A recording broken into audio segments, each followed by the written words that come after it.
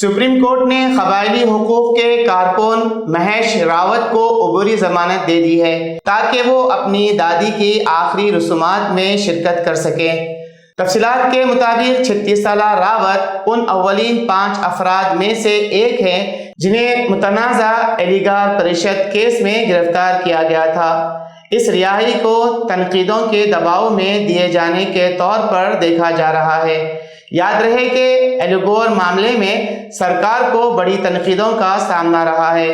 اس معاملے میں 16 افراد پر مقدمہ چل رہا ہے، جن میں مشہور مصنفین، معروف صحافی حضرات، سماجی جہدکار اور وکلاء شامل ہیں۔ ان گرفتار افراد میں بعض کو طویل سماعتوں کے بعد ضمانت بھی ملی ہے، لیکن تاحال کیس کا ٹرائل شروع نہیں ہوا۔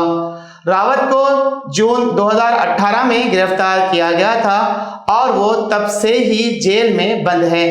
بمبئی ہائی کورٹ نے انہیں 21 ستمبر 2023 کو ضمانت دی تھی، لیکن نیشنل انویسٹیگیشن ایجنسی NIA کی اپیل پر 2 دن بعد سپریم کورٹ نے ان کی رہائی پر روک لگا دی تھی۔